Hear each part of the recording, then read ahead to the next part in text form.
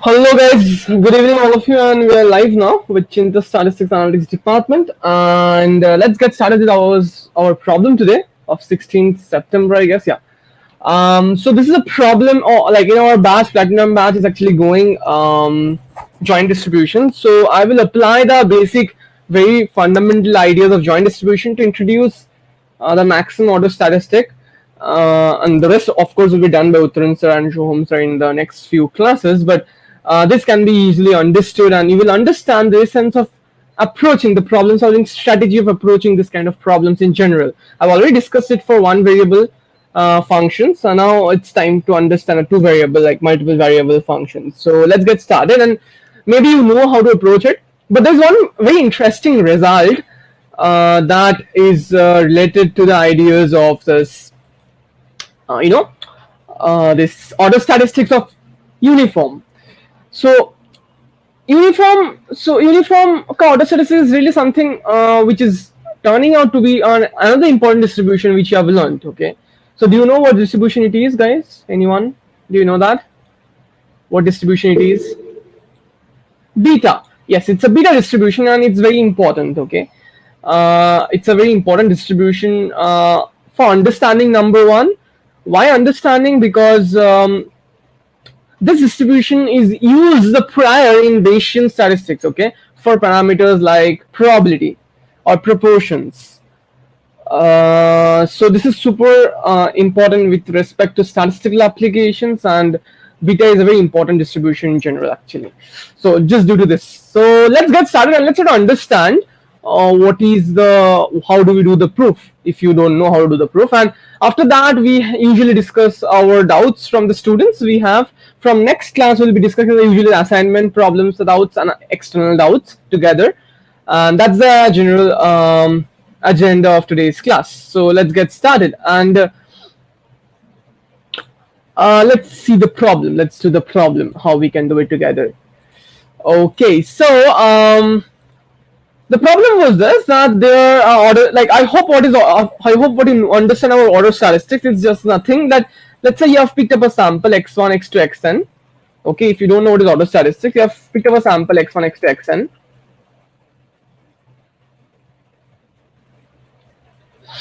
And what you do is that you reorder it in ascending order.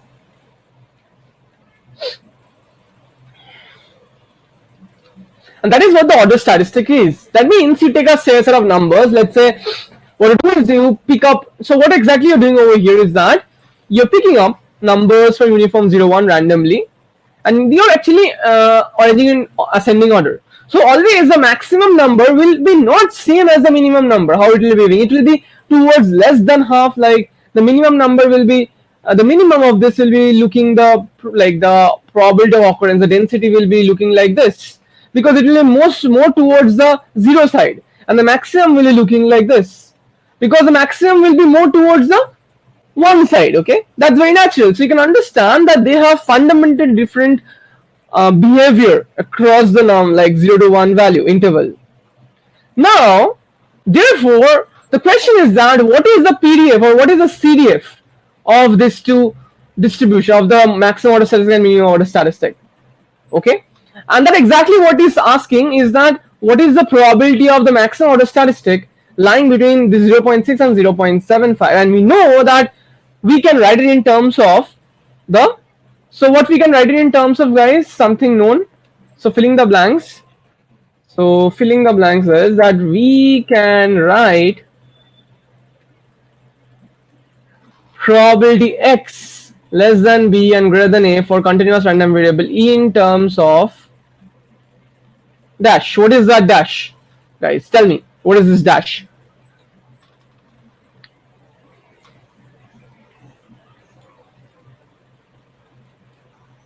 We can write maximum minima, no, in something really fundamental to a random variable.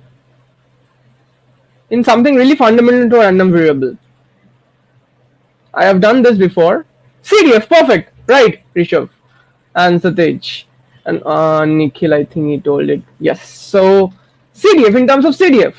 So therefore, we will try to express, we will try to find the agenda, the goal is to find the CDF of Y12 over here, the maximum order statistics, or rather xn. CDF of this, that's the aim. Okay, so let's try to find the CDF. So we need to find probability, therefore, the maximum order statistics less than is equal to x, some number. This is the CDF of xn, right? And there's a very important idea. The idea is very simple. The idea is that the set of events x1 less than equal to x, x2 less than equal to x, dot dot dot xn, all the sample less than equal to x is equal to the event, is this idea, this statement that all the numbers are less than equal to x, all the numbers are in a set is less than equal to x, is exactly equivalent to telling that the maximum of all these numbers is less than equal to x. So therefore these two sets are equivalent.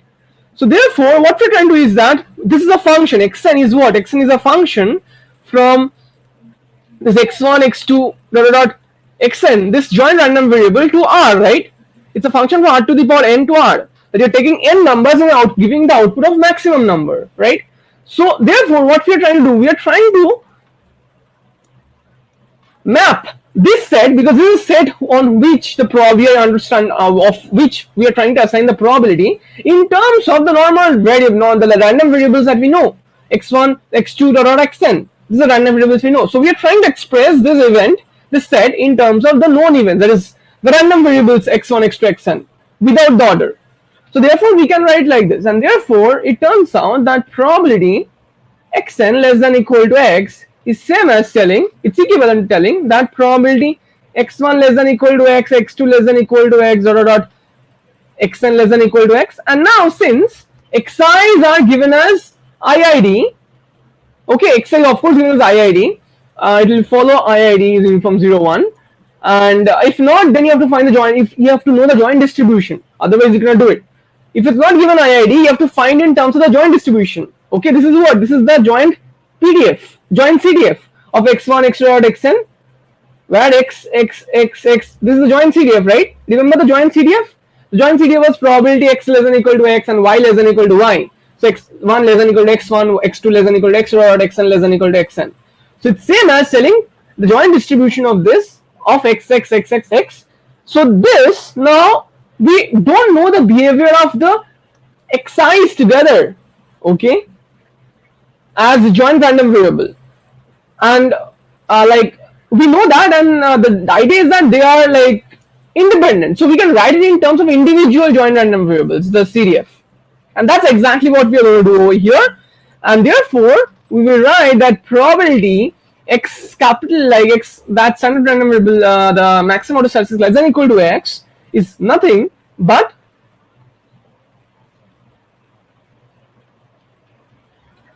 this times probability x2 less than equal to x, dot dot xn less than equal to x, right?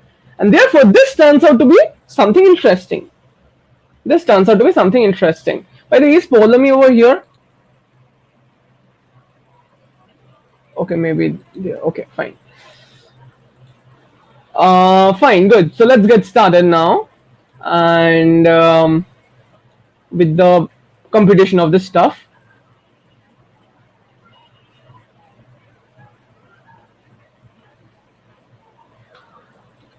So if the yi's are not independent, then we have to know the joint random variable, joint PDF or CDF.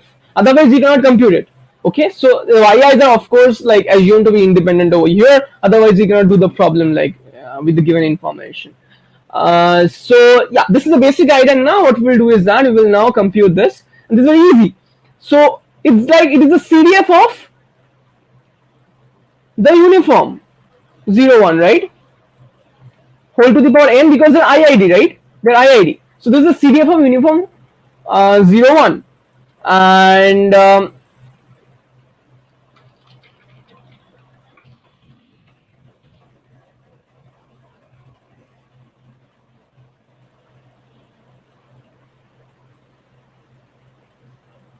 therefore, what is the CDF of uniform 0, 1? CDF of uniform 0, 1 is what? It's equal to x, right? If x is less than equal to 1, greater than equal to 0, I hope you know about the CDF of uniform. So it's just x to the power n. So we get that therefore f of xn of x is nothing but x to the power n in this case. Okay, nothing. It's in this case is this, but here it's equal to x to the power n.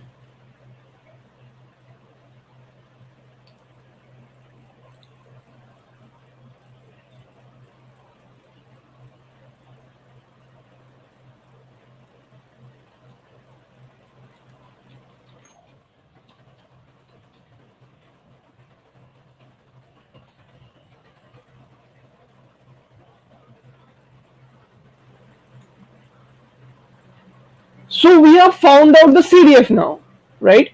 So now we have found out the CDF, and therefore we can understand that how to find out this result now.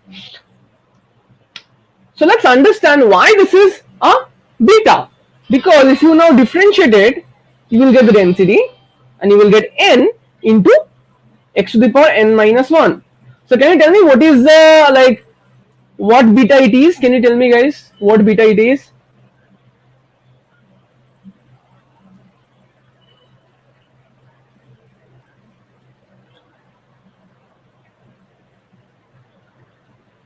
So beta distribution is proportional to x.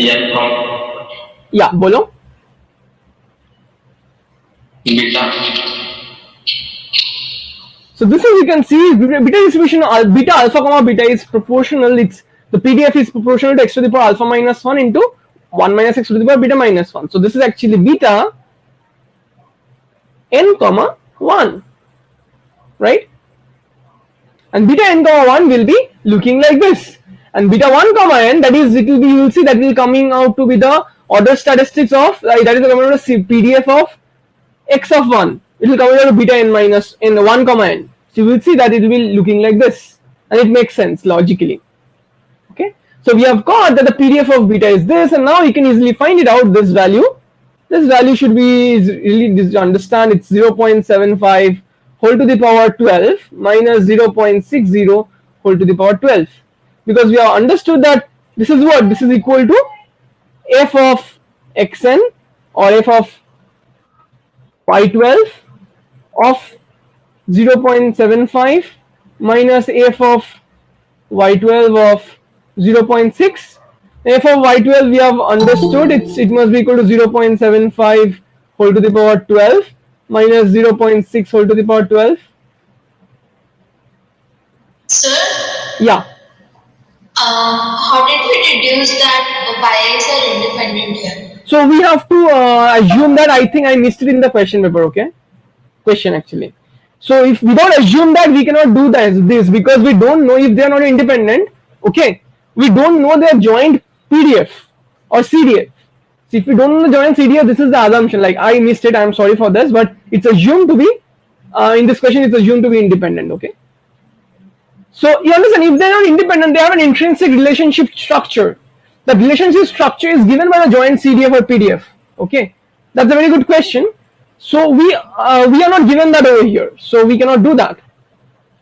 Okay, as you can understand, without knowing the joint distribution structure, this will be the with the joint distribution structure. This will be the idea, but we are not given this, so we have to assume IID. Like in fact, I made the I gave the question over here with the IID. I missed the IID, so sorry for the confusion that way. But that is the basic idea. Okay, so this is how we are doing it. And did you understand, guys, the solution now? Thank you for the question. Yeah. Polami, why did you come late? I have problem with the which day, and so I got mixed up with that. I thought some other day, not Thursday. That's why. Okay. Yeah. So did you guys understand the solution, all of you? So you can also now compute yourself the CDF of other random variables. Okay. Like other order statistics, x of 1, x of 2, x of 3. You can try it out as an exercise. Okay, guys, did you understand? Please reply yes or no or whatever if you don't. Good. Fine. Good. Super. Okay. Fine. So let's now get back to this. Okay, this is interesting, and this is I hope you have understood the solution of this problem of today. Let's get back to the problems of the doubts our students have, and let's do this questions, like solutions of the doubts. Okay, so let's start with this fundamental problem of 57. So this is a fundamental question that Satej has asked. So Satej, can you just tell me what is your doubt, so that I hope that is also a doubt of many other students. So we will be teaching you this very fundamental, like very to the fundamental level in the next few classes, but I just want to make your basics very clear while we are doing this. So Satej, can you just unmute yourself and share with us your doubts and the intuition problem you are having? Yeah, Satej.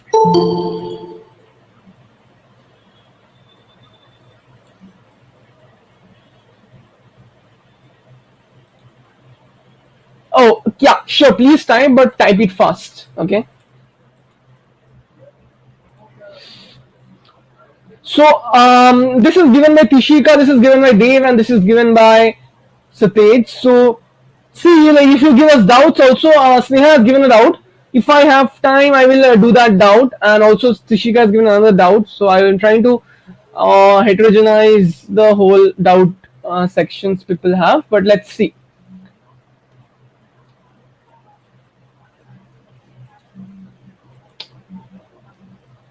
So Satyaj is asking that regarding the conditional distribution following a distribution which parameters, okay.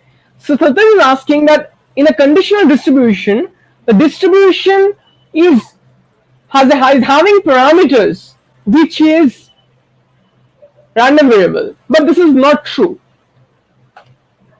So here it's given that y is equal to y. That means you assumed y to be some number. Okay, so let me just copy this and let me just paste it so that in a new page.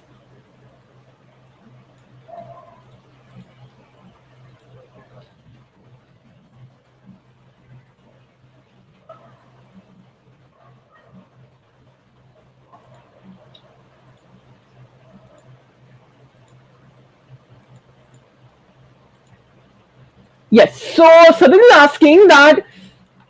So I will just be clearing his own doubt, and this will be done. This is called Eve's law, and understand this. So x and y are related together. How they are related? First, the information of y is given over here, and then x is dependent upon y, and then this will together give x comma y. This is how the whole thing is.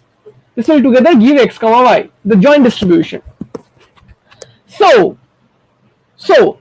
y is given first and x is dependent upon y. Understand this, and that's why this distribution is given. And we know that x given y is equal to y, and if we know y, then together we can know x comma y joint distribution. We have done this exercise last day, right? It's very easy. So now the information of y is given, okay, and the conditional distribution of x given y is given, right? So x given y is given. So it is not a variable, it's not a random variable over here. Okay, it's not a random variable over here. Okay, because x given y, let's say y is equal to 10, follows uniform 1 minus 10, comma 1 plus 10. This is how it's given. So it's not a random variable, it's a well-defined, like it's not a random variable, like random variable with random variable parameters. It's a just well-defined random variable. Did you understand, Satyaj? So our probability is constant A. B doesn't. I didn't get you. Can you come again?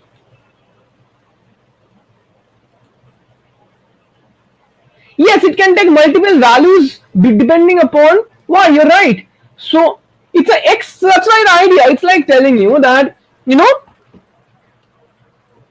it's like this. Like it's like telling you that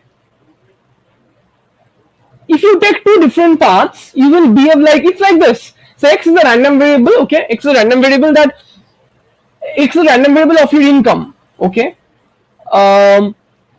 Like let's say there are two paths. Okay, it's x is a random variable of your income. So if you take data science career, you have a different income random variable, and if you take a software engineer, or let's say if you take an data science, let's say professional, you have a different like um, random variable of your income, and if you take a data science academic person, you have a different random variable of your distribution of income, okay, all over the next year. So it's like given y, x is behaving differently, and that's why x is dependent upon y. If that wouldn't have happened, then x is not dependent upon y.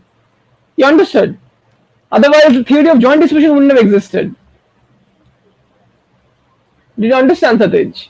Like x is for different values of y, x is behaving differently, and that's where the dependence of x and y is coming intrinsically into the whole theory. If it was not that way, that means what? Probability of x is equal to x given y is equal to y is equal to probability of x. Like y is equal to y is not affecting x ka value stochastically.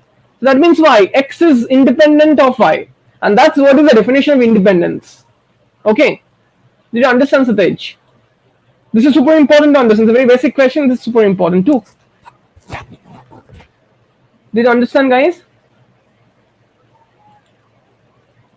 Now, how to do this problem? So let's try to do this problem. I will make you a bit comfortable in the whole setting of this problem, and then you can compute the rest of the solution yourself. So you have been asked to find out variance of x. Okay, variance of x. Now understand this very carefully. You know the behavior of x given y is equal to y, and you know the behavior of y. Okay. You know the variable of y, x is given y is equal to x, and you know the behavior of y. Now you have to find the distribution of x then. Just x. So there is a result called Eve's law which tells you how to find it. There's a distribution of Eve's law which tells you how to find it, but let's try to do it in a different, like organic manner. By organic manner I mean from the very basic scratch. So x and y are continuous random variables. So let's try to find out.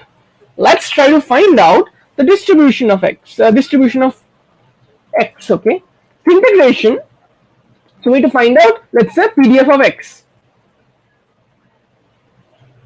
Right? So let's say we are trying to find out, let's say, this can be a bit challenging in the sense that CDF of x less than equal to x. Let's try to find this out.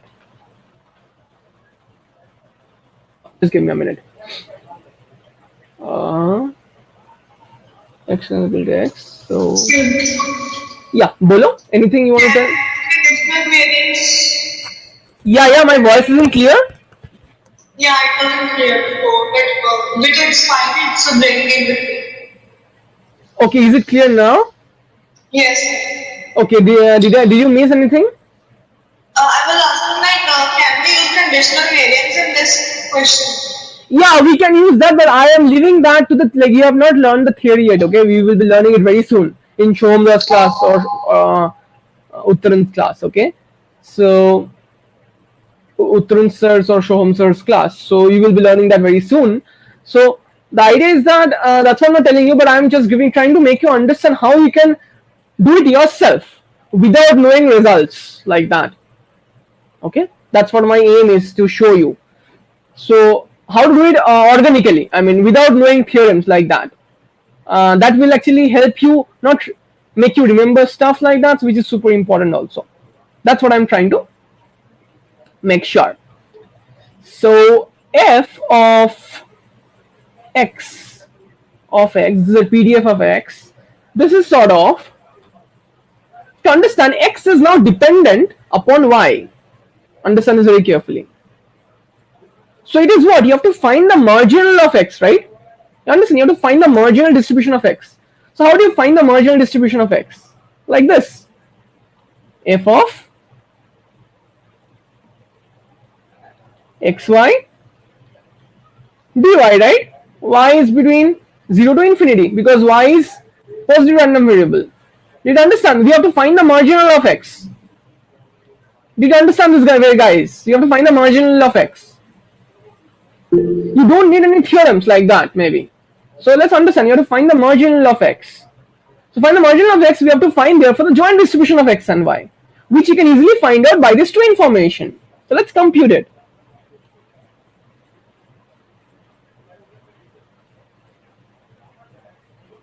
So let's not use multiple theorems, but yeah, we can use multiple theorems in the exam to reduce our time of working. But let's understand that there are various other ways to do it.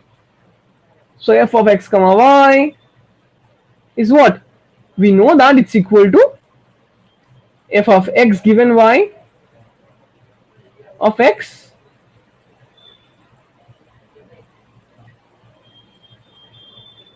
into f of y,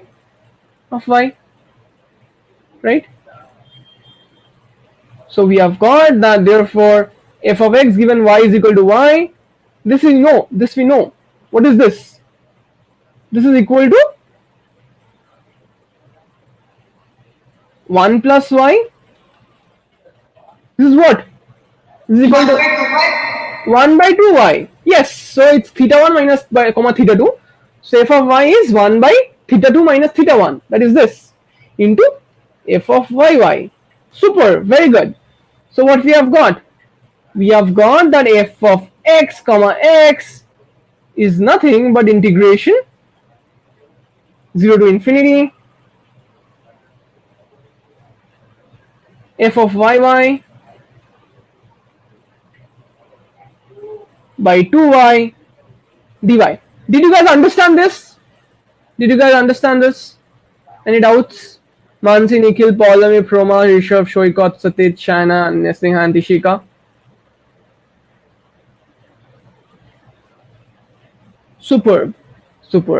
Very good. So now we're not using any theorem, we're using the basic results. So we need to find variance of x. Sorry. So it's what? It's for x and y. X is like given from minus infinity to infinity. Oh, sorry. X must be, yeah, x can be minus infinity. I am not sure. Yes, x can be minus infinity. So, yes. So this of x square integration 0 to this. Okay, I think there are some issues. Just let me check. No, there are no issues.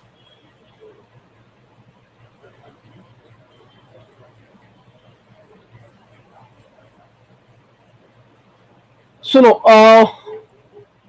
So we have to find. So let's say we have to find two things. So I'm doing this from a very scratch. I don't know if it's going to work or not, but I'm trying to do it to show you that you can even do it from scratch.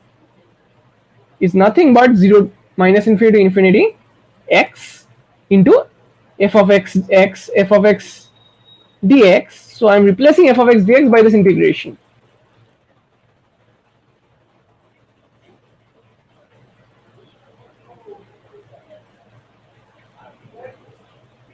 Similarly, expectation of x square will be minus infinity to infinity x square 0 to infinity f of y by 2y dy dx. Super. And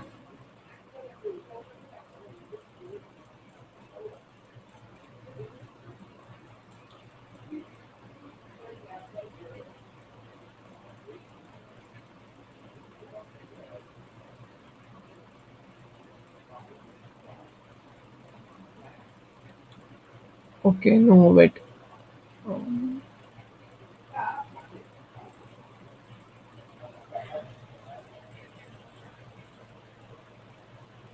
Am I doing everything correctly? Let me check.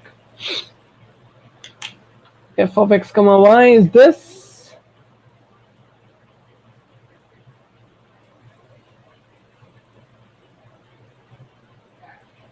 So x की limits will be surely minus infinity. फिर से बोलो. X की limits. Yeah, that's what I'm thinking. Whether it will be minus infinity to infinity, that's what I'm exactly thinking. I think it will be minus. 1 minus y to 1 plus y. Yeah, that's what I'm thinking. Whether it will be 1 minus y to 1 plus y, but that's what I'm thinking exactly.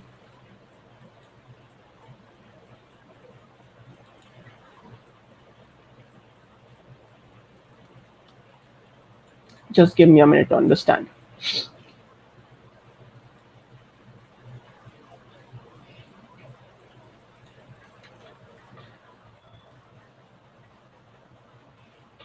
Hmm.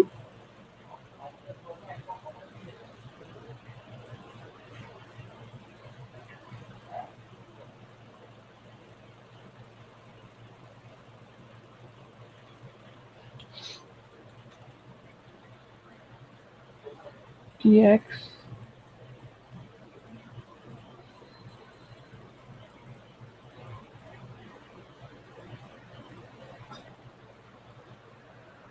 No, it will not be from 1 minus y to y. Oh, just let me think. Maybe it can be. Just let me think. What's So wrong? they are giving expectation of I square as well. So I think it would be No, no, no. somewhat like that. Yes. So you're right. But I'm just thinking that this is the PDF of S, like the PDF of X, marginal of X, and but there's a small problem where you're integrating over all Y. So the thing is that whether the integration I have done it correctly or not, I think the integration will be something different. Um,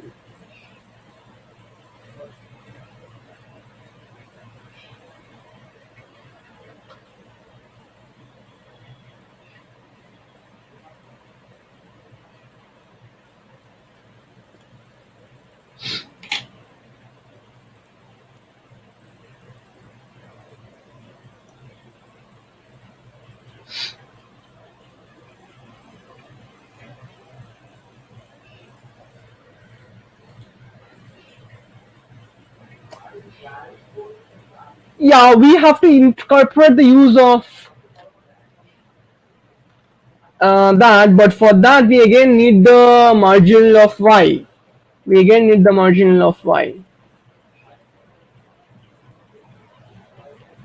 That is, we need to find the margin of y, which is actually a bit hard to a bit. Is it a bit hard? No, we know the y ka marginal actually. We assumed f of y. So expectation of y square is actually, we know that its expectation of f y square is nothing but integration 0 to infinity y square f of y dy. This is what we know. But I am quite curious about this, whether it will be minus infinity. It seems like it will be 1 minus y to 1 plus y. But where I am getting a bit stuck is the reason that if I take 1 minus y to y, then like here x is taking values. Understand? Like it's like this. If you consider diagram, it will be a continuous diagram on the like whole thing, and the marginal will be actually x can take the marginal of x can take value minus 5. Okay, anything minus 100 also, where it will be having the weight of y, where y is less than 100, like that 101. Okay, so like more than 101. So in that case it will be between that range, so it's getting stretched, but there is some probability of x taking some value of mine, like any number. Okay, when I take the marginal, so therefore this should be what, this should be exactly what um, the marginal of x. Okay, so for like various values of x, we will take a various values of x will take have the same values of y. I mean, what I mean, we have certain values over here, and in fact what x it doesn't take is not important actually. But I have a small fundamental question that this will be actually uh, a single number. Okay, so there is some fundamental error when I'm doing this. This is what, this is f of x comma y, and this is actually a single number because this is just coming out a function of y, and 0 to infinity will be a single number because it's cancelling everything of y. So that means it will be a single number, and that single number over infinity, 0 to infinity, will not work. So this is not correct actually. So this, you understand why this is not correct. The reason why this is not correct is that Did you understand, guys, why this is not correct? Where I think I have made some mistake from this. Did you understand?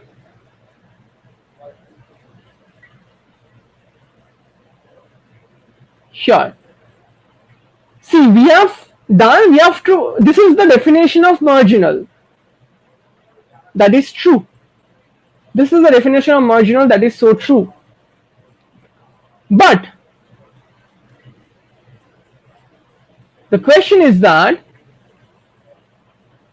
when I'm calculating the marginal,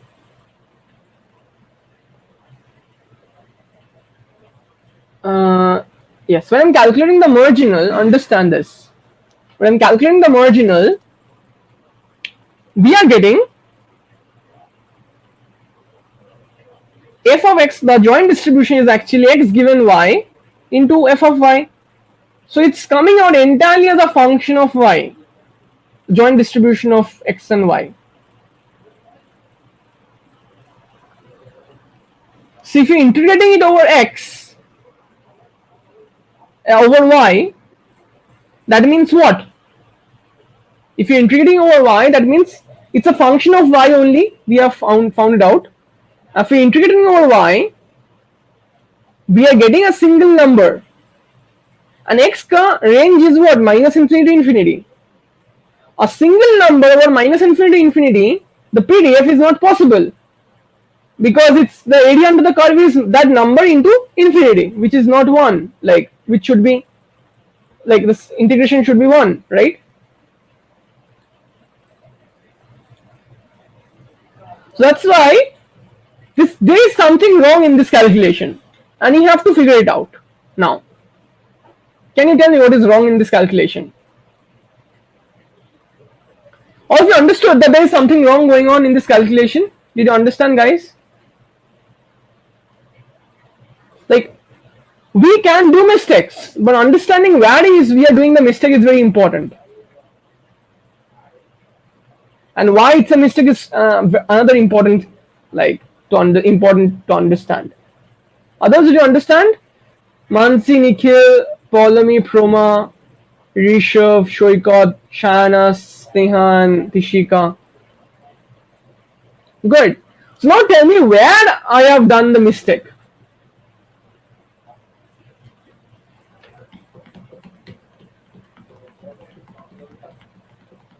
Where we have done the mistake.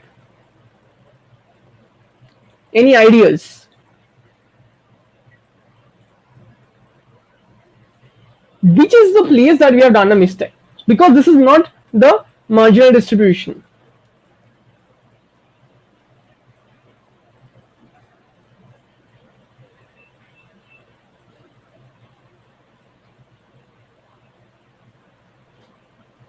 Did we do this correctly?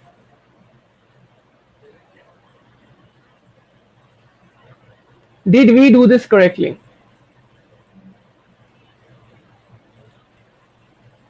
Limits of y.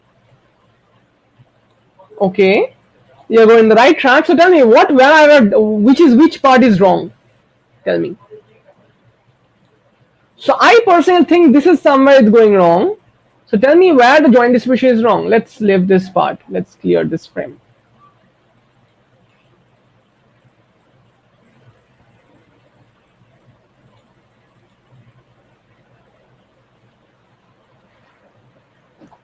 So what we have done fundamentally wrong over here?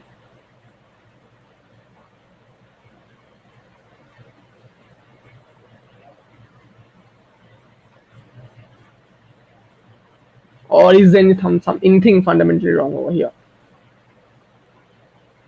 Or is it just 0? F of x, now it cannot be 0, of course. So what is wrong? Yeah, tell me, guys. While of course this it is given that it's jointly continuous, so both of them must be continuous.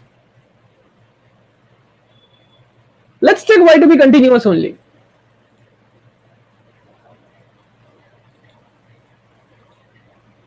Means we are sure about the limit of x, that it will be from minus infinity to infinity, or something else can The also marginal, understand the marginal.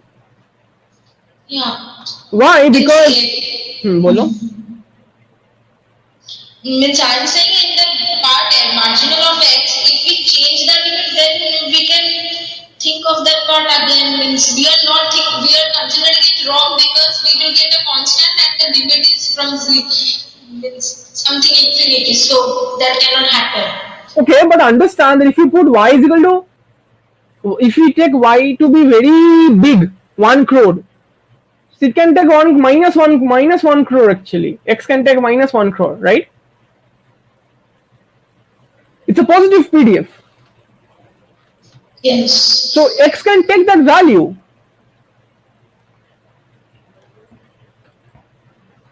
So the range of X is actually minus infinity infinity. Not the range of X, I mean, yeah, the range of X, sorry.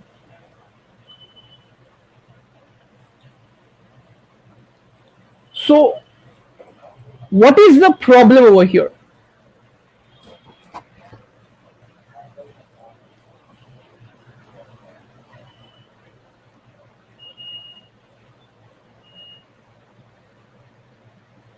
What is the problem over here?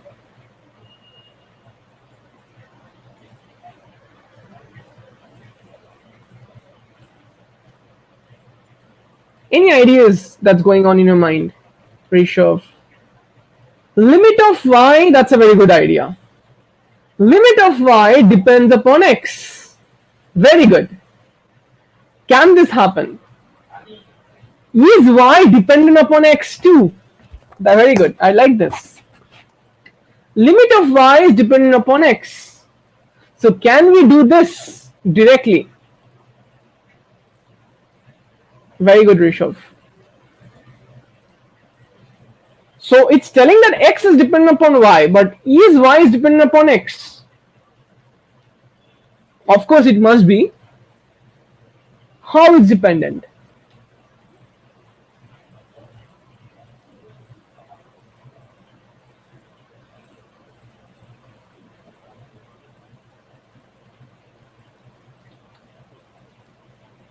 So that's a question to you.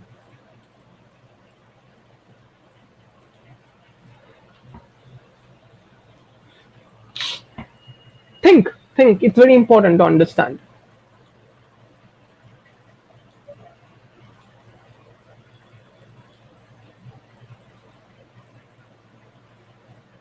So what does your basic probability knowledge say?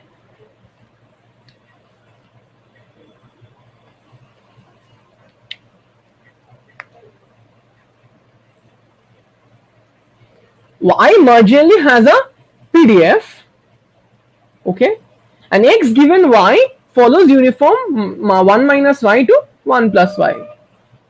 Let's assume that y also take y is uniform 0 comma 1. Let's forget this condition. Let's assume this. Let's do it in a very simple framework. Let's try to understand it very carefully. Okay, if you consider y to be 0 comma 1, then the problem is that it can take x can take values from, you know, that from 0 to something, but let's take y to be infinity. Okay, range is infinity, so let's take any, do you know of any exponential? Okay, so let's take y to be exponential lambda or 1. Okay, so it's on 0 comma infinity, and x given y is equal to y follows uniform 1 minus y to 1 plus y. So the question is that now you know the distribution of y and x. So let's find the joint distribution of x and y. Joint density, PDF. You understood, guys? So let's do this problem. Y is exponential 1 and x given y is equal to 1 minus uniform 1 minus y to 1 plus y. How do you find this joint PDF? Did you understand the problem now? So this is how you should approach a problem. Okay, you have a lot of time now in your hand, so you don't freak out if you don't solve a problem in time. So what do? You explore the problem by taking examples, by taking and understanding it, sitting and understanding every core of it. Okay, and that's where you don't give up. You understand it till the point you solve it. That should be the mentality and attitude of the students. in fact every individual, I guess, I feel. But yeah, let's calculate this PDF f of x comma y. So we think maybe we have done something wrong, or we are thinking something wrong. So let's see the PDF. So we will get an idea about the joint PDF of x, and we will get an idea of, let's calculate this only. Okay, so how do we calculate this? Tell me. You can write down and send a picture or WhatsApp to me, but tell me, how will you find the PDF of this, the joint PDF of this?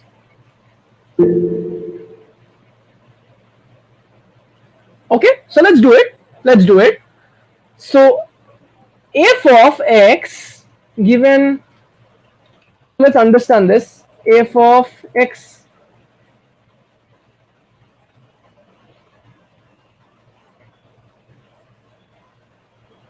is equal to 1 by 2y, where, understand this very carefully, that's why indicator randomly is very important, where indicator x is less than equal to 1 plus y and greater than equal to 1 minus y. So it helps you keep a track of the ranges.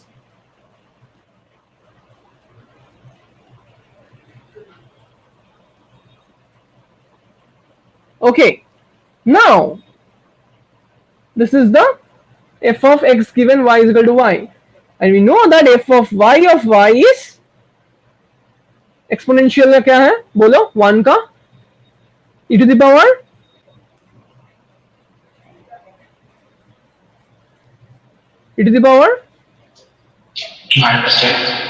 minus y. Indicator y is greater than 0. Greater than equal to 0 or greater than 0, I forgot.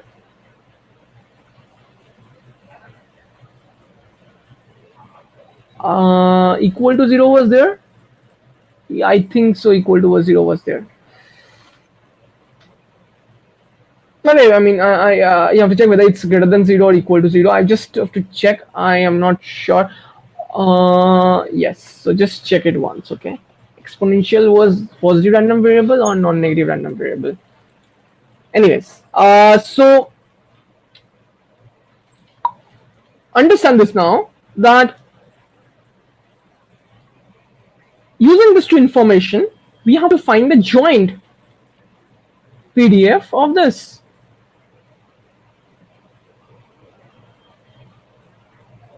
So how will you find it?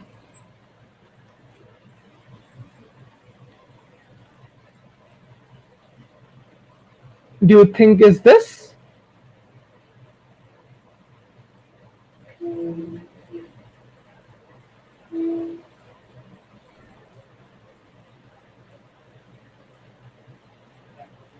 So it's turning out to be what? 1 minus y into the power minus y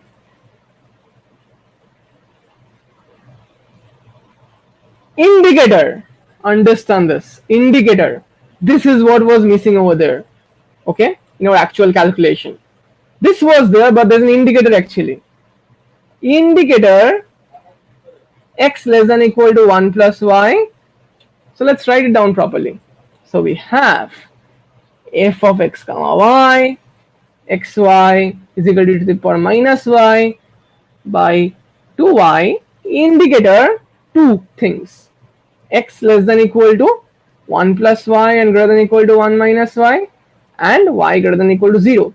So see, that was not there, and that's why the range was coming out to be different. The indicator part is nothing but this extra part, that is the range. You're writing the range as the condition that x must be greater than 0 or x must be the bound as indicated this. Do you understand? You just write the bound in that indicator. That means if it holds, then only it's 1. If it doesn't, then it's 0 outside that. So you see, this indicator is really important. It gives an extra edge of understanding. And this is super important. This will change, like you see, this will be the most important part in your one of the most important understanding and mathematical problem solving. And this, the range idea gets very clear when you use this indicator random variable, indicator idea. Okay. So now we have to do this. Now you have to integrate over y. That's right, gets more chaotic. So it's indicator, that means you have to integrate now what?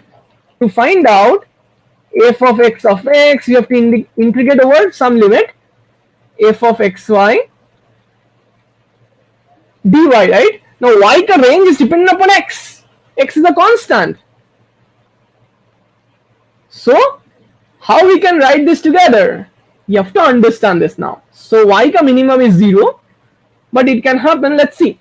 That means you have two equations, x less than equal to y and x this and y this. So this turns out that y is greater than equal less than equal to, okay, y is greater than equal to, so we are getting from here that y is greater than equal to 1 minus x and y is greater than equal to x minus 1 and y is greater than equal to 0. So we're getting this three equations, right? From this three conditions, we're getting these three equations. So upper value of y will always be infinity. So with niche will be minimum of 0, 1 minus x and x minus 1. You see, and therefore this will become three different cases. You guys understood the idea where it's becoming trickier? Did you guys understand this? Where it's becoming trickier? The trick is that the range is dependent, as I think Rishabh has told, the limit of y is dependent upon x, which we have not understood if we have not written this indicator random variable, indicator part.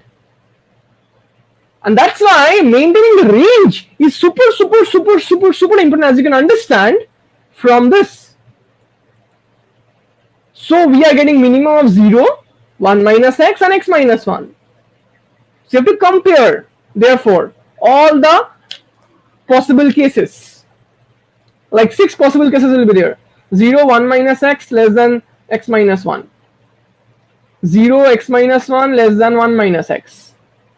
Okay? 1 minus x less than 0 less than x plus 1. Sorry, x minus 1. 1 minus x less than x minus 1 less than 0.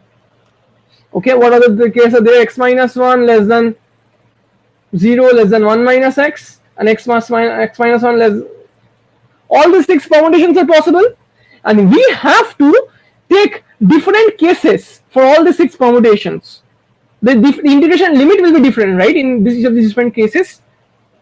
Right, guys, are you understanding why integration limits are coming out to be different in different cases? Did you understand, guys? Like, this is super important. This is super important for your basic understanding.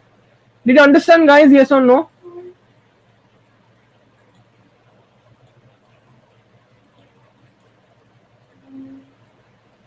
It's super important. Shayana, you left in between, so I'm asking you, did you understand or will I repeat? Satej, Shoikot, Rishabh, Nikhil, Mansi, Dev, Tishika. Good. Sure. Which part you are not there, Shayana?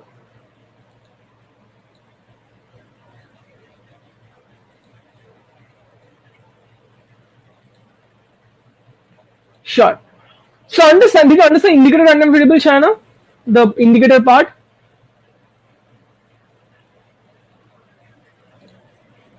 Okay.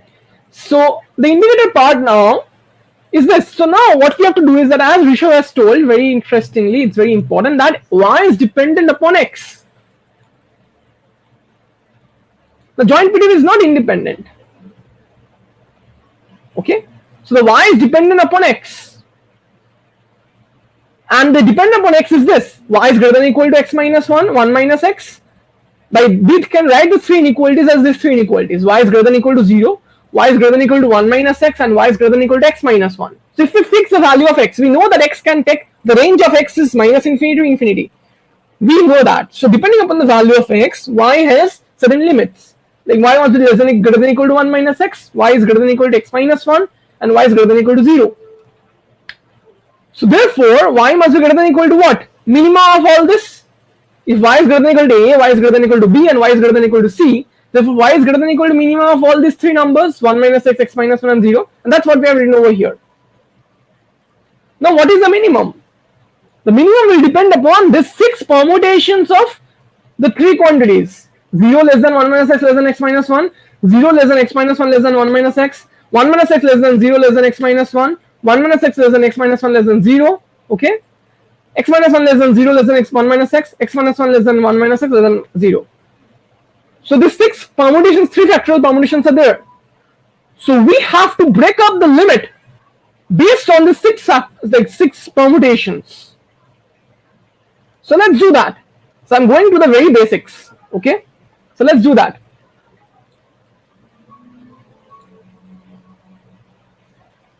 So let's do that. So therefore, let's take this case. In this case, it's integration what? So 6 possible permutations are there. So in this case, let's write it down. In this case, it's integration 0, minimum is 0 and to infinity, okay? F of x, y, whatever it is. In this case, it's also 0. In both the cases, both of them it's 0 in both the cases. But x has some limit. I will come to that. So we are getting that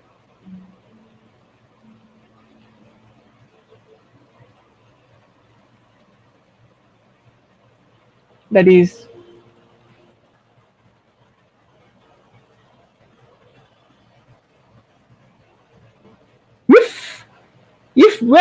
if this happens, 0 less than 1 minus x less than x minus 1 or 0 less than x minus 1 less than 1 minus x. So let's find out what are these conditions. So it means that x is greater than 1 and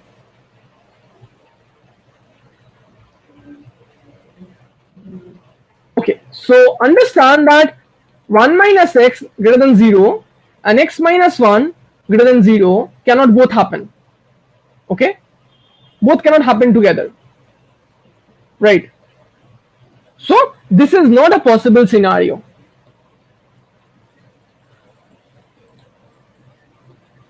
So this is not a possible scenario. So therefore, this permutation is not possible because 1 minus x cannot be greater than 0 and x minus 1 cannot be greater than 0. Both cannot be greater than 0. Did you understand this, guys?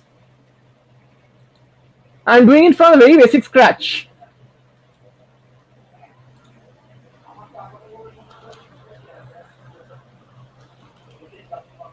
Okay. Good. So now, let's see the other cases. Can it happen? 1 minus x less than 0. So let's see. This is. So this cannot happen. So let's cancel this case. Let's see the other cases. 1 minus x less than 0 and x minus 1 greater than 0. So 1. So this is equivalent to telling that 1 less than x less than 1. So which is also not possible, right? Am I doing anything wrong? No, it's also not possible, right, guys?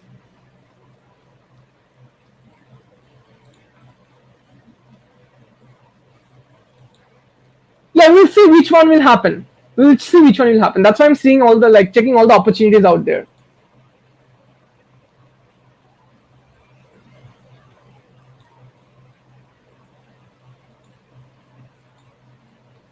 So this is also not happening. 1 less than x and this gives x less than 1, which is not happening. Let's see this. X less than 1 from this. Both of them also cannot be less than 0, similarly by this condition.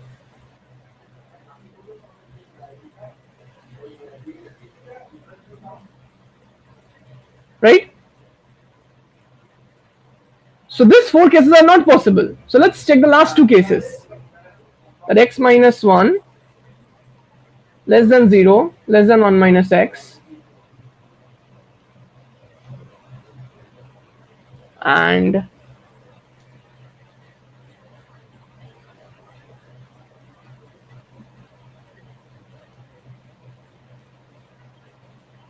this is this and this is telling that its x is less than 1 and 1 is less than x. So this is also not possible. The only thing that is possible is this, that x minus 1 less than 0 less than 1 minus x. That means minimum is x minus 1 and x is less than 1. This is the criteria.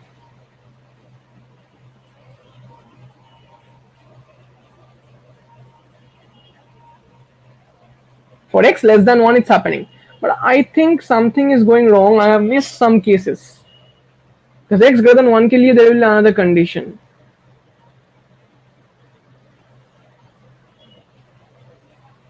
Did I cut out, did I do all the steps correctly, guys?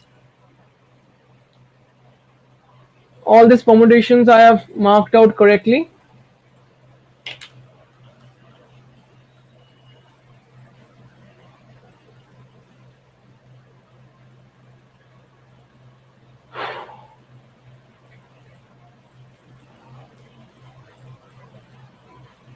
For x greater than 1.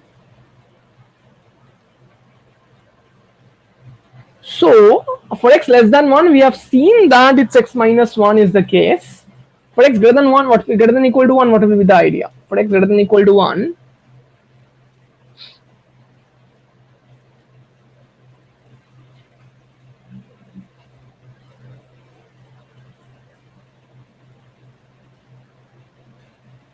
okay, for x less than 1 we have got that it's x minus 1.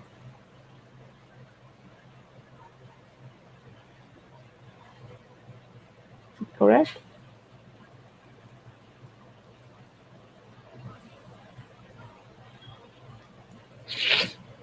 कुछ तो problem is happening.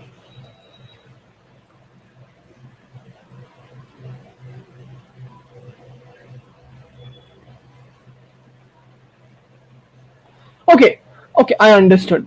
So understand the condition is this. The condition is that y is greater than equal to 1 minus x, y is greater than equal to x minus 1, and y is greater than equal to 0. Okay. See, if this is happening, I have actually taken the wrong scenario over here. The scenario should be different. The scenario should be that if y is greater than equal to all of them, okay, then y must be greater than equal to maximum, not the minimum. So this is the problem I have taken. This should be the maximum.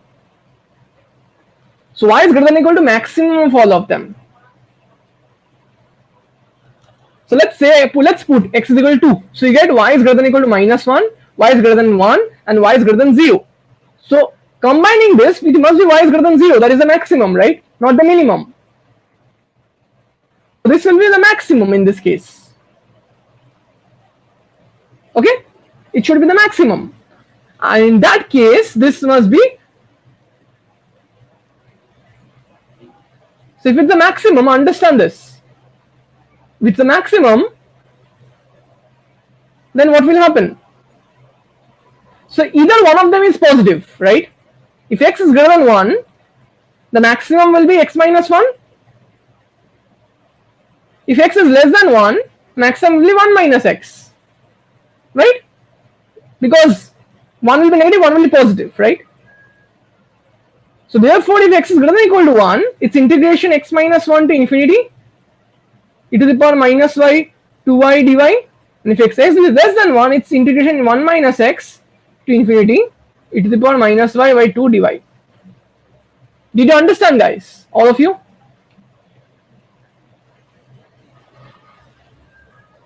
Did you understand? Sometimes you don't have to take all the permutation, you have to use your common sense, like basic symmetry of the whole thing. Did you understand, guys, or will I repeat once again?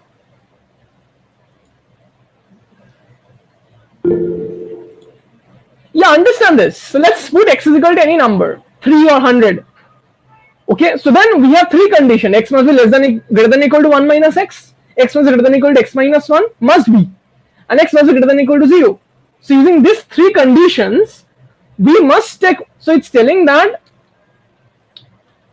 x is greater than equal to this number, x is greater than equal to this number, and x is greater than equal to this number. So combining, if all the three things must happen together, that means it x is greater than equal to the maximum one, right? Dave?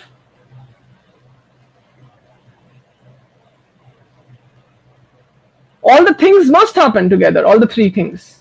All of you understood it, or do I need to explain it once again? If you want me to explain it once again, I will explain it once again.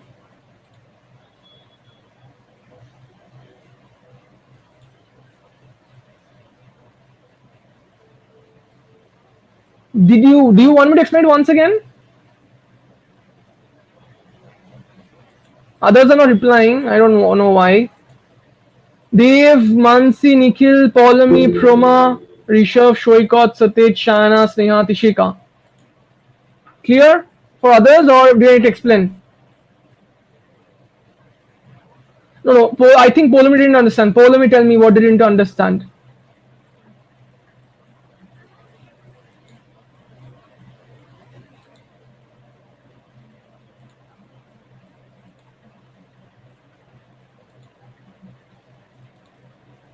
Clear?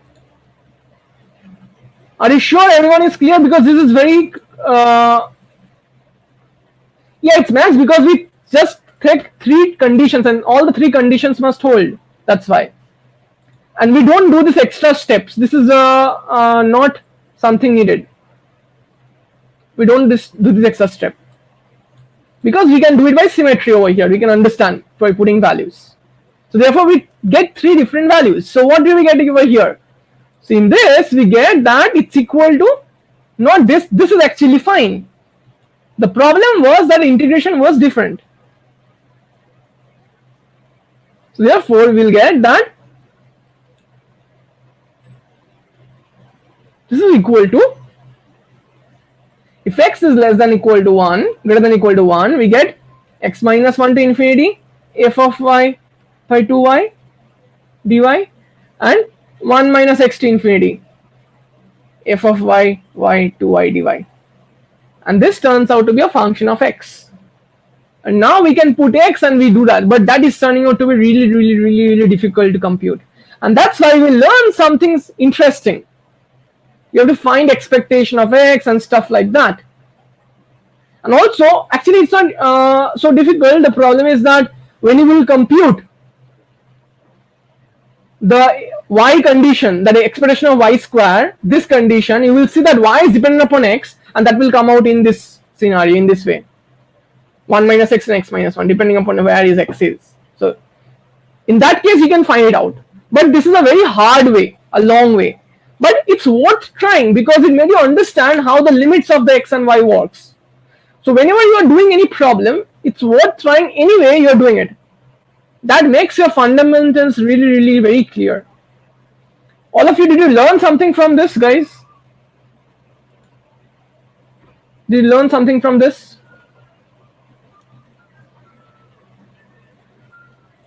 You may not have solved the problem, but understanding and dealing with the wrong steps makes you really wise in terms of the knowledge. Did you understand something? Like, yes or no, it's okay. Good. It's very important to know this. Okay. So we will learn this in Shom's class, or how to compute this by something called Eve's law in a very easy manner. But they never, like, always you will get stuck at some point while doing a problem. That is a natural habit of solving problems. If problems are so easy to solve, life would be very beautiful and very boring. Okay. So therefore, whenever you're doing a problem and you're getting stuck, you use a one-on-one group you have to interact with us, and we will tell you why is the problem you're going wrong. Okay, anyways, let's go back to the next doubt. I think this is a bit more, I will discuss this to doubts. Okay, so let's take this log n, this case. Do you know how to do this problem, anyone? Summation of 1 by log n whole to the power n, n greater than equal to 2. Can someone tell me why n greater than equal to 2 is there?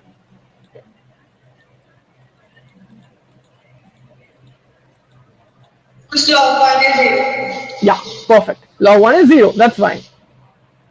So it's summation n equal 2 to infinity 1 by log n whole to the power n.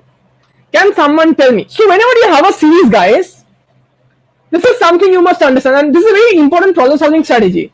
So tell me, guys, when you have a random equation or MGF or PDF, what do you do first, guys? Tell me, what do you do first? I have given you the strategy. What do you do first when you have a random expression? What do you do?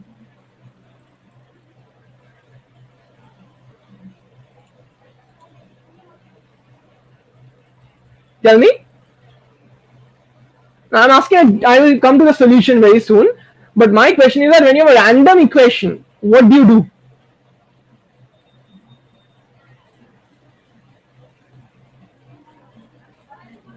Or expression, what do you do in probability? Tell me. What do you do when you have a random expression of anything?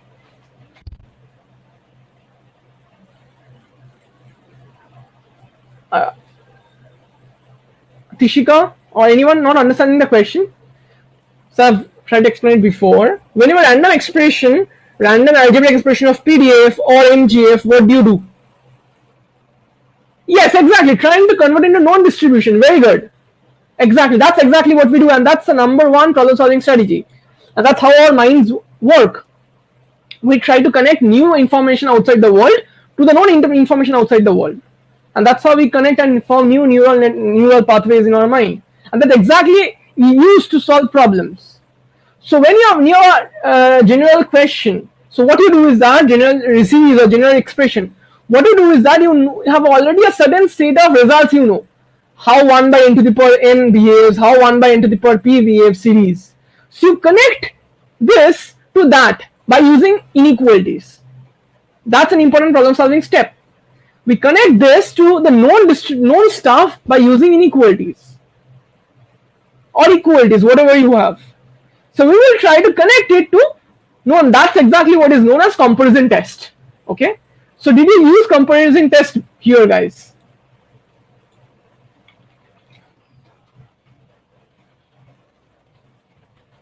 Now let's try to understand how we connect it to known distributions. No, not distributions, but known expressions or known stuff. How to do that? So first of all, understand that it's log n whole to the power n. Yeah. Okay. So go ahead. Tell me. How do you do this? So can you connect it to some known series?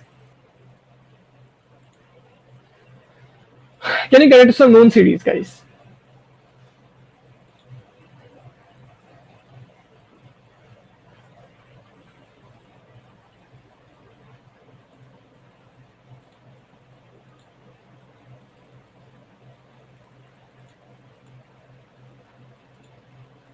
Geometric. Okay. So how do you do it in geometric way? Tell me.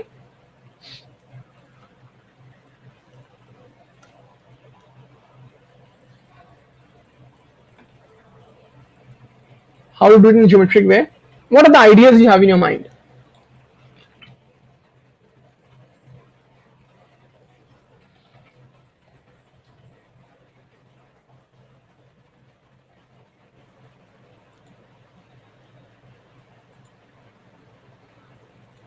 So put values of n. Okay. Okay. Fine. Now tell me one thing. That so let's see some. So we are trying to connect it to known stuff. The known stuff, the best easiest stuff is 1 by n to the p series, which it's called. Let's try to see if we can connect it to some p series or not. So log n is less than. So see, there are two cases. If you want to show it's diverging, so first it is understand whether diverge. I have to like first step you have to take is that whether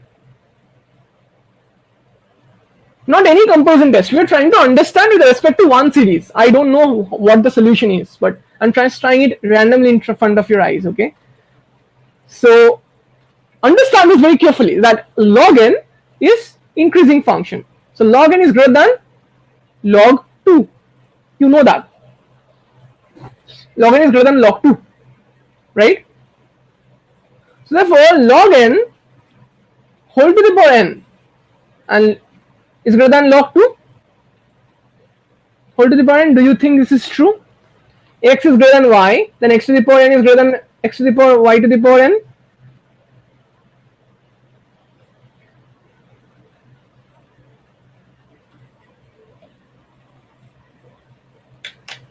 We can use that, Mansi. We can use that. So whenever you have this power, na, you do try out. Hello? Is my voice clear now? When x and y greater than 1. Okay. So you're telling that x and y, x is greater than y, implies x to the power n greater than y to the power n if x and y are greater than 1. Are you sure? So you're telling that 0.5 is greater than 0.2. So 0.5 square is less than 0.2 square.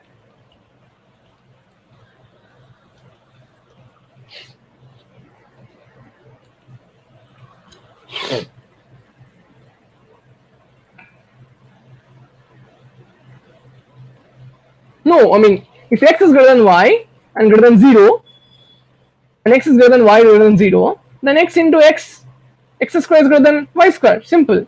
The x to the power n must be greater than y square only if x and y are greater than 0. Right? So greater than 0 is the only criteria. So it's 0.25 and this is 0.4. So this is greater than 0.04, I'm sorry. Okay? So don't make this basic fundamental mistakes. So therefore, since log n is greater than equal to, so it's positive. So whole to the power n, therefore greater than log 2 whole to the power n. So therefore, 1 by log n whole to the power n is less than 1 by log 2 whole to the power n. So this is less than what?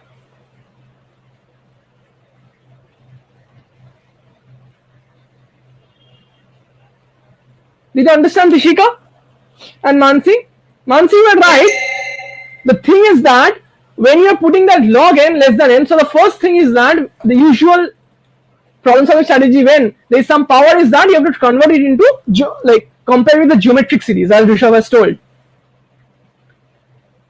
Okay, if geometric series doesn't work, then you have to convert it into the NP series, the P series, because these are the basic two series that are the most useful. Okay, so here n is the variable, so somehow you have to convert 1 into like constant. How to convert 1 into constant? By considering the inequalities and increasing property of the whole function. Okay, everything clear, guys? So you understood this is convergent, Tishika, and you understood how to approach this kind of problem, Tishika? Yes. Good. So like we have a number as n in this question, if there would be p, to that also we would do the same method. Because p series में ना बहुत different होती है. No, P series में P is constant. Yes, sir. And n is variable. If it's greater than 1, so it's convergent for p series. Yeah, but see, you have to understand that what are constants over here. Like if you consider this P, then it wouldn't have worked because it will be sum of infinite positive constant, which is infinite. If P was constant over here, let's say P is equal to 500, so it will be 1 by log 2 whole to the power 500, which is a constant, and it's not dependent upon n. So it's infinity times constant, which is infinity. So it wouldn't have helped.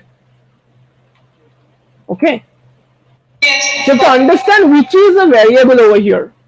That is super important. Okay. Let's see the other problem. So we have done this idea. So let's see it's log of what is written over here, 1 by log of log n. Yes, so log of log n whole part to there. Oh, log of log n whole power n. So now tell me how will you approach this problem? In the same manner, can you approach?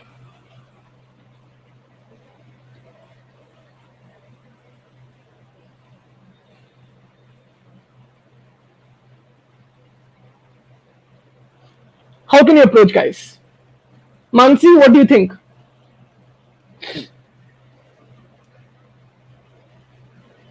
So there are two log of log n, this is one variable, and n is another variable, the power. The first try should be to convert this into a constant. If you convert this into a constant, this package will convert into a geometric combination. If that doesn't happen, the next try would be to convert this into another n related stuff and n to constant p, and that will come to be n to the power p series. So these are two ways to understand. But I think you can do the same step over here, right, Tishika? Log, yeah, log n greater than log 2. Log of log n greater than log of log 2 because of the increasing nature of log, and therefore whole to the power n less than that. So this is a positive quantity, and therefore it will be convergent, right, Tishika?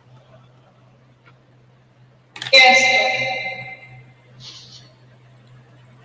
So we are talking about P series. P series is this series that summation of 1 by n to the power p converges if p is greater than 1 and diverges if p is less than equal to 1 and greater than 0. That is the P series, Shana. Did you know this? Yeah. So whenever you have type of this problem, you compare with, as I told you, always compare. That's always the first step, guys. You know, instead of comparing your marks with someone else's mark, rather compare one series with another series. That's my suggestion. That is a better problem solving strategy. And that's how human brain work. And that's why that's the best problem solving strategy, okay?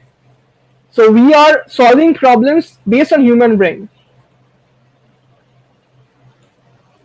How the mind works. Okay?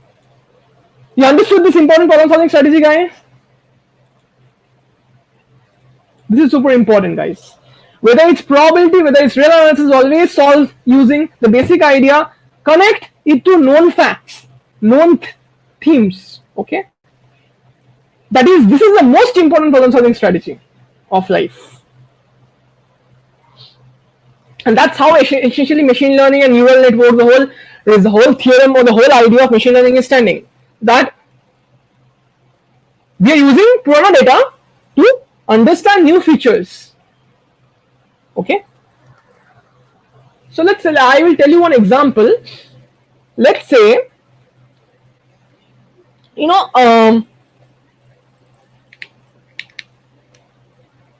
so I'm like, which part, Rishabh, you want to repeat?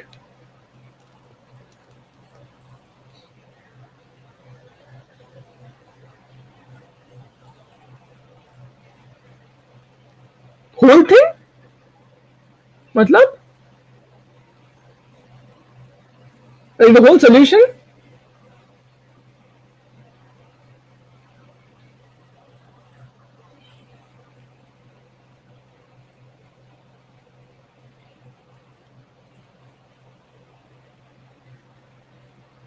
Oh, you are not there in the class?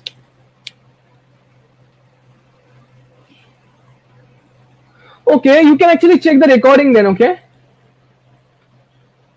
I mean, you can see the recording. That will be best because whole thing will be a big time consuming stuff. Okay. Anyways, let's go back to the next problem.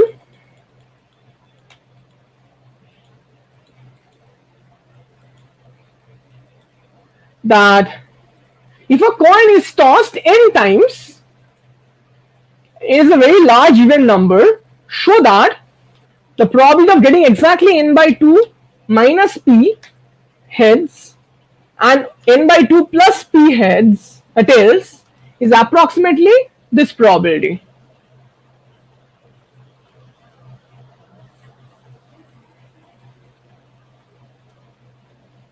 Okay. Okay. So let's try this problem out.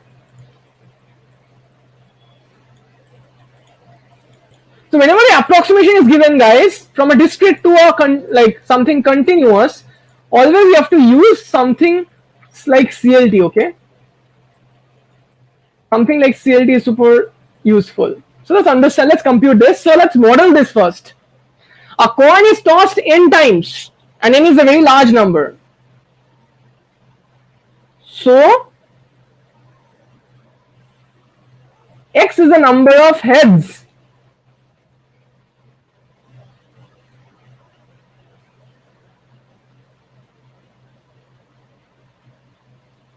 So x follows what? Binomial n comma half. I am assuming it's a fair coin, okay? Otherwise I have no like thing to check. N comma half, right?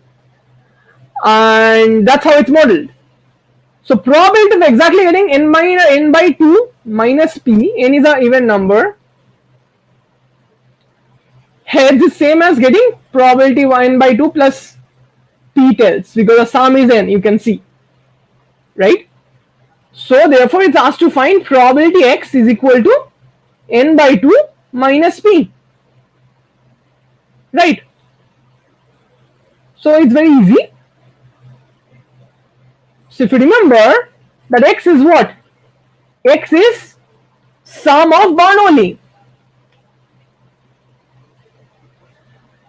Xi is Bernoulli half.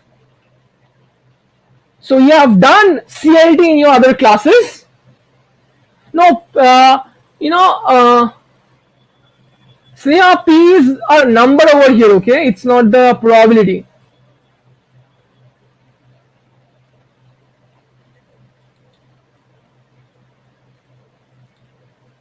So you have to like there is no P, like it's a n minus n, like P is a fraction, so it cannot take like n by 2 minus P heads, okay?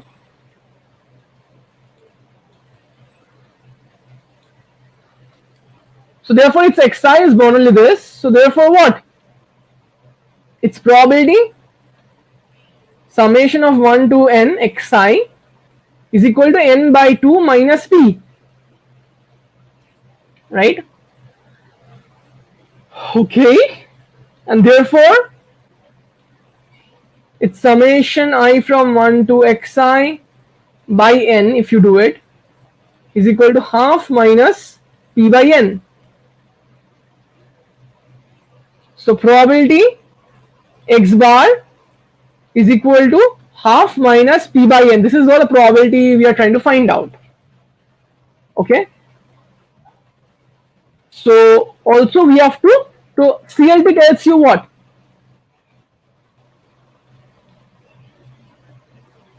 That x bar minus p minus half over here by what?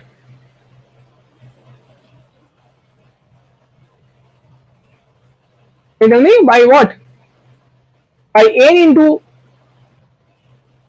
half into 1 minus half. In this case it does what? Summation, so x1, x2, xn follows sum if something with expectation mu and sigma square, right?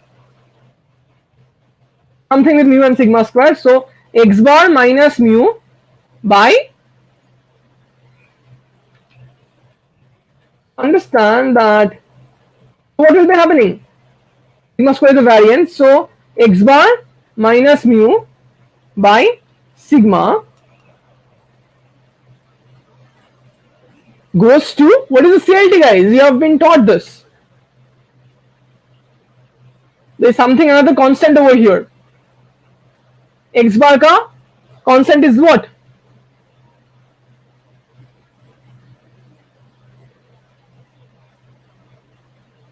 There is a root n over here.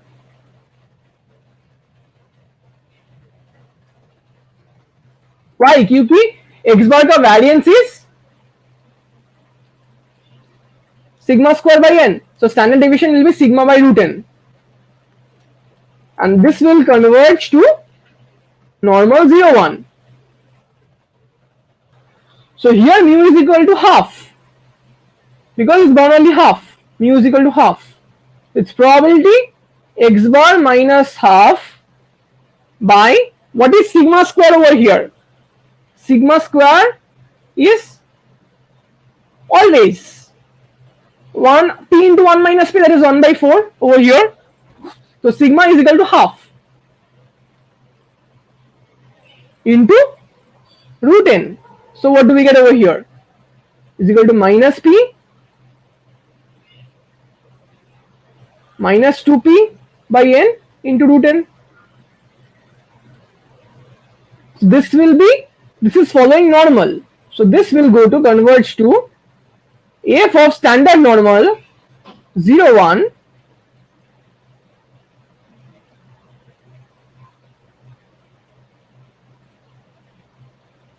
minus 2p by root n.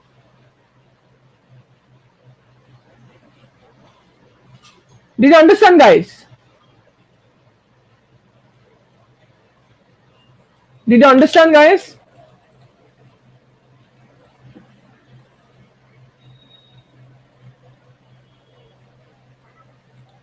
So we are just compromising and adjusting all the corresponding variables. So now you can put it over here. So Rishabh, I hope you understood, since it was your doubt.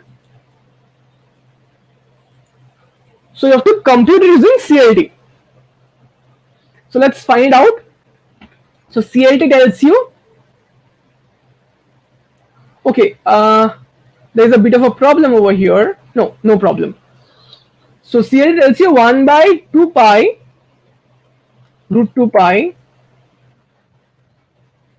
But there are certain issues I can see. No, there are no issues. Root 2 pi e to the power minus half x minus mu, which is 0. So it's e to the power exponential minus x square by 2. This is the basic one.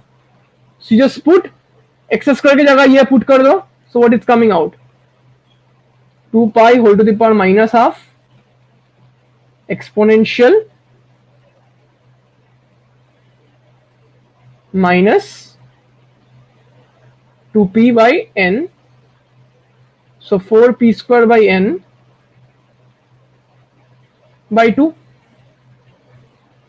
So you get 2 to the power minus half exponential minus 2p square by n. I think I'm missing something. Exponential minus 2p square by n. Where does n to the power half come from? I don't know how it's coming.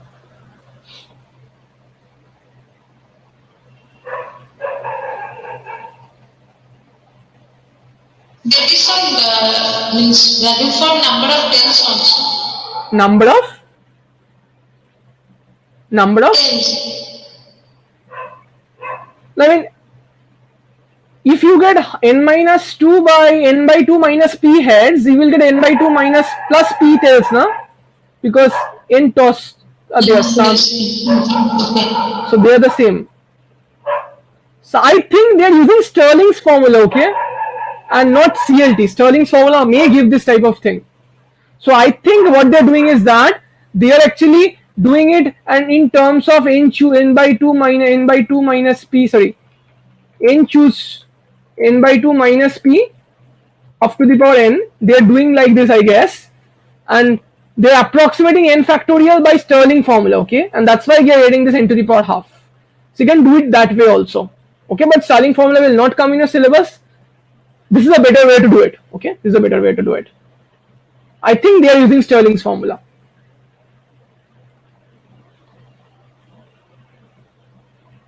Okay, did you understand, guys? Any doubts?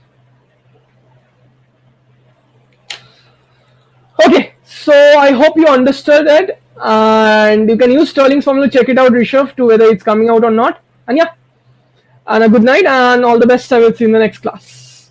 Bye bye. Any other doubts you have?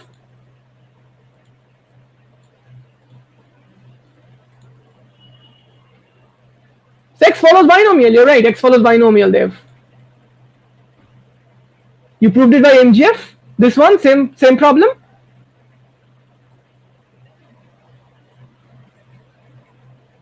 Then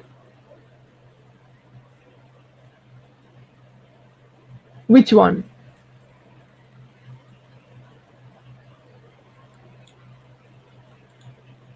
Okay. Let's solve it again now then. So there is I forgot Sneha's doubt that x if follows normal mu1 comma sigma 1 whole square and y follows normal mu2 comma sigma 2 whole square. Then she is asking that what why x minus y follows normal. That's a very fundamental question. I like that. Why x minus y follows normal? The reason is that first step you should prove that if x follows normal mu comma sigma square, ax follows normal a mu comma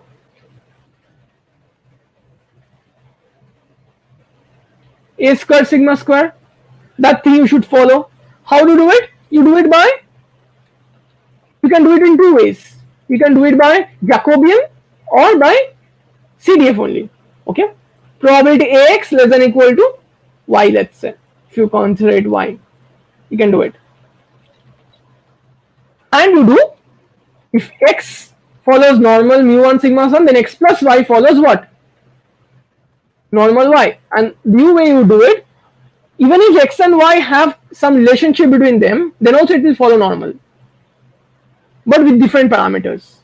So x and y, x follows normal mu1 sigma 1, y follows normal mu2 sigma 2 square, and so x plus y follows what? The best way to do it is using MGF, or you can just do the normal way of doing it using the Jacobian, which you have not taught, but the MGF is this. So you find e to the power tx plus xy. This is what you want to find, which is equal to expectation of e to the power tx into e to the power ty, right? So how do you find it? That's a very important question. So this is actually, let me think. Okay.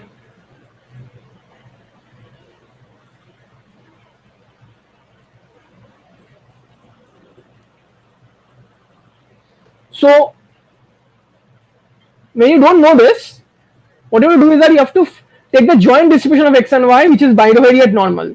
Okay. But let's say if you don't know this, how will you do this?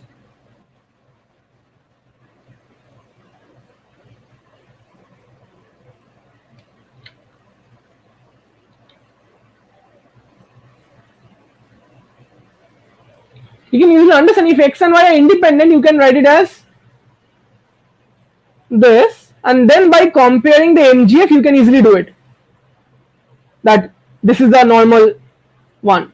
But if you don't have the condition that x and y are independent, but they can be dependent, okay? Then how do you find this?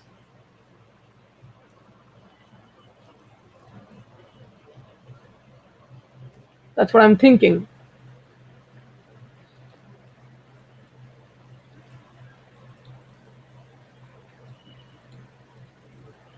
Yes, you can also use Pointer, Shana. That's a very good suggestion.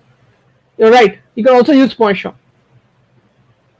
But the thing is that if you don't know NP goes to, no, you cannot use Pointer, sorry. The reason is that NP goes to lambda. Okay. So here P was constant and N was going to infinity. So N by 2 goes to infinity. It's not going to lambda. So you cannot use Pointer. You can only use Pointer if N goes to infinity and P goes to 0 and NP together goes to lambda. These three conditions must hold. Okay, Shana. So you cannot use Pointer over here. So I'm just thinking, what if x and y are not dependent upon, are not independent and dependent upon each other?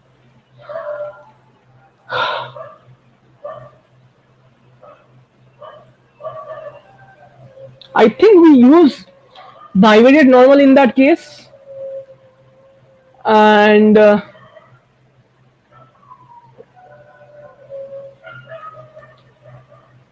yes, we use bivariate normal. But let me think, or maybe not.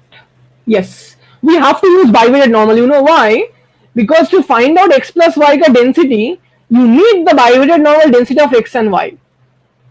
So you need to know first the bivariate density of x and y together if they are not uh, like you don't know the relationship between them. So that's where the bivariate normal density comes up, and from there you can find out the x plus y. But if x and y, yeah, that's why it's important. Okay. So using the bivariate normal density, you can easily prove that x plus y for dependent case is actually normal. But for independent case, you can easily use the same GF. Okay, Sneha?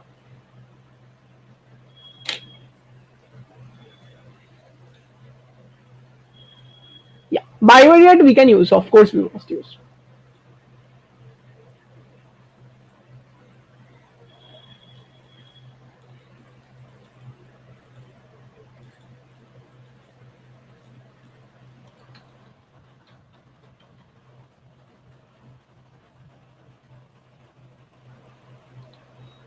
Okay.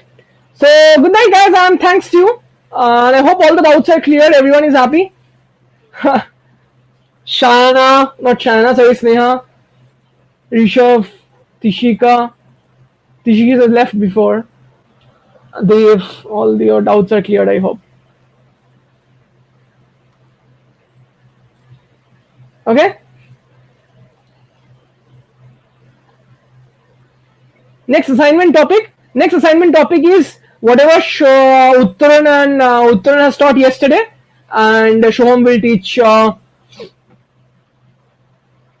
Oh, next assignment topic. I think that assignment topic will be coming next week. Okay, not this week. So this week it's I think it's a mock test only, or I don't know. I have to check. So yeah, everything what is taught. Okay, I think it has been uploaded. It hidden, I guess.